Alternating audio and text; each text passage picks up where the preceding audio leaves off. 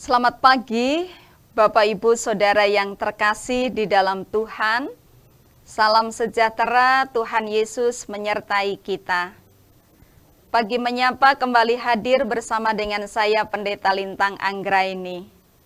Saudara, mari satukan hati kita di dalam doa. Mohon penyertaan Roh Kudus yang akan memampukan kita mengerti kebenaran sabdanya pagi hari ini. Kita berdoa. Kami datang kepadamu ya Allah, di dalam syukur kami untuk kebaikan Tuhan pagi hari ini. Mohon pertolongan Roh Kudus membimbing setiap kami. Pagi hari ini kami bisa membaca, kami mendengar, kami mengerti apa yang menjadi kebenaran firman-Mu untuk kehidupan kami. Bersabdalah ya Allah, kami semua siap untuk mendengarkan. Di dalam Kristus kami berdoa. Amin. Saudara yang terkasih di dalam Tuhan, pagi hari ini kita akan memperhatikan dari kitab Yoel. Yoel pada pasal yang kedua, ayat 12 sampai dengan 14. Yoel 2, ayat 12 sampai dengan 14. Tetapi sekarang juga demikianlah firman Tuhan, berbaliklah kepadaku dengan segenap hatimu, dengan berpuasa, dengan menangis dan dengan mengaduh. Koyakkanlah hatimu dan jangan pakaianmu. Berbaliklah kepada Tuhan Allahmu, sebab Ia pengasih dan penyayang, panjang sabar dan berlimpah kasih setia, dan Ia menyesal karena hukumannya.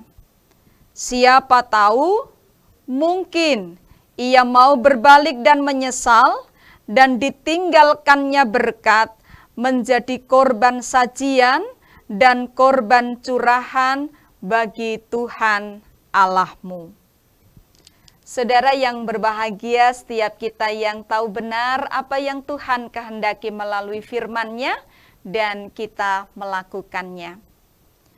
Saudara, hari ini tanggal 2 Maret, hari Rabu tepatnya, dan menurut kalender gereja, hari ini kita masuk pada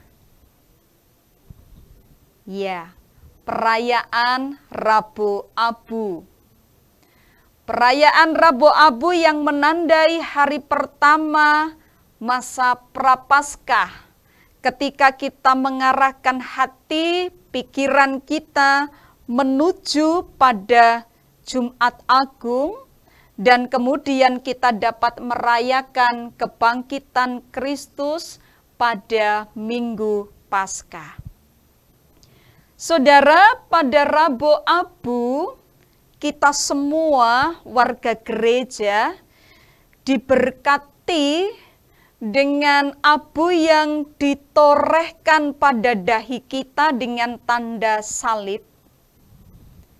Dan itu menandakan kepada kita semua pengingat bahwa kita semua ini berasal dari abu, dan menjadi abu kita semua akan kembali ke sana.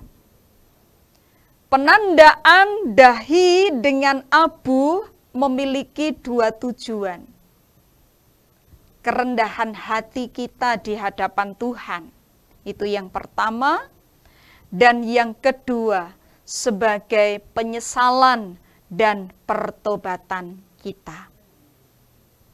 Nah saudara, kalau kita mau melihat ke belakang, kebiasaan bertobat dengan abu, ini adalah kebiasaan dari orang-orang Yahudi pada masa lalu yang sering duduk di tanah dalam puing-puing abu dan menyebarkannya untuk mengekspresikan penyesalan mereka, perbuatan-perbuatan yang sudah mereka lakukan, dosa-dosa mereka di hadapan Allah.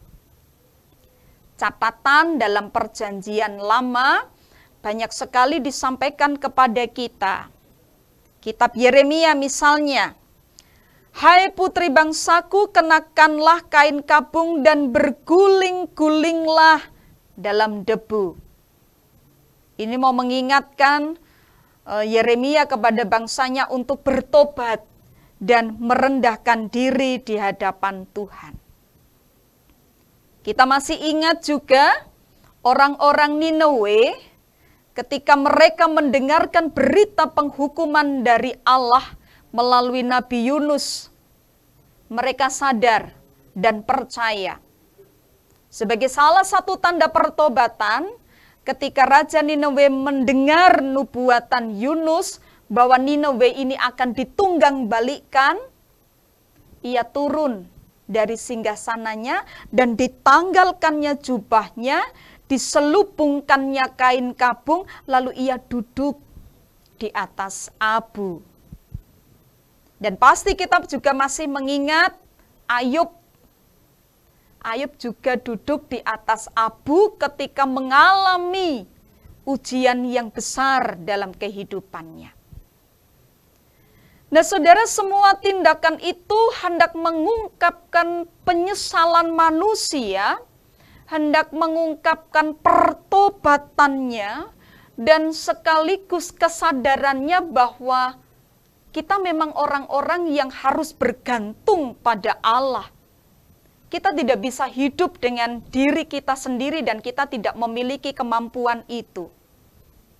Penyesalan dan pertobatan umat, pertobatan kita semua, ini didasarkan pada kesadaran akan kefanaannya sebagai manusia. Nah, itu sebabnya pada hari Rabu Abu, gereja menggunakan abu untuk menyatakan hakikat manusia yang fana dan lemah. Dengan demikian, Rabu Abu dan Prapaskah merupakan masa di mana kita semua menyadari akan kefanaan diri kita, akan keberdosaan kita, dan sekaligus sungguh kita menggantungkan kehidupan kita pada rahmat Tuhan.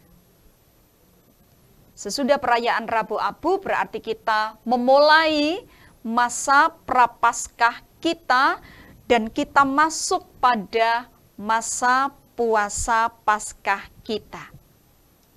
Masa Prapaskah yang kemudian kita melatih kehidupan kita menjadi semakin terbuka dan bagaimana kita menghayati pertobatan sebagai sikap hidup kita.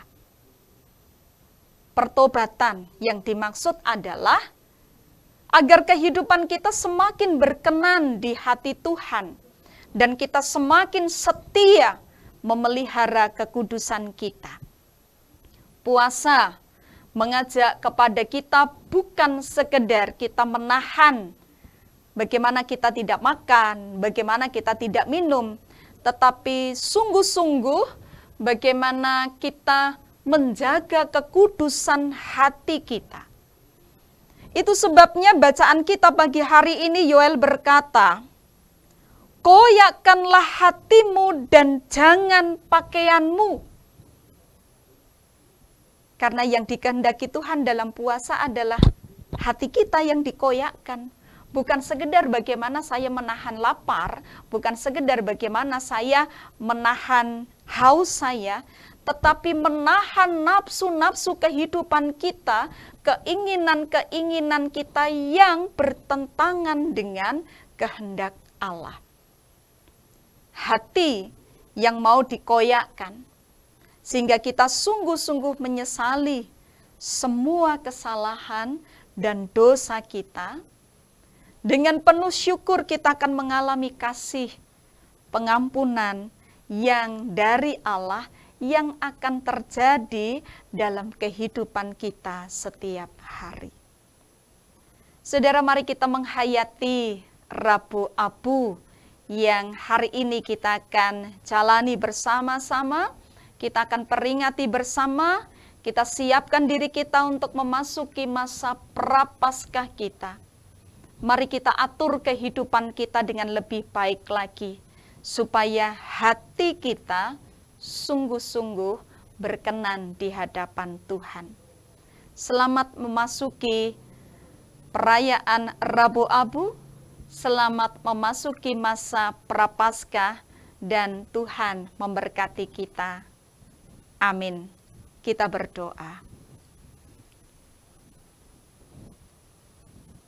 Tidak ada yang bisa kami banggakan di hadapan-Mu, ya Allah.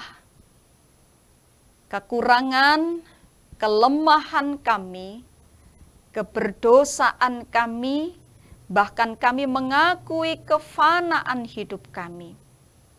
Hari ini, bersama dengan jemaat Tuhan, kami menghayati Rabu Abu. Biarlah kami diperkenankan untuk datang di dalam seluruh pengakuan kami, penyesalan bahkan pertobatan kami. Memasuki masa prapaskah, dalam masa puasa kami sungguh-sungguh bisa mengoyakkan hati kami bisa menata kehidupan kami lebih berkenan di hadapan Tuhan. Kami berserah untuk kehidupan kami, Engkau yang senantiasa menolong dan memberkati kami. Di dalam nama Tuhan Yesus kami berdoa. Amin. Saudara, kiranya kasih Tuhan Yesus Kristus dan kasih Allah dalam persekutuan Roh Kudus senantiasa menyertai kita semua. Amin.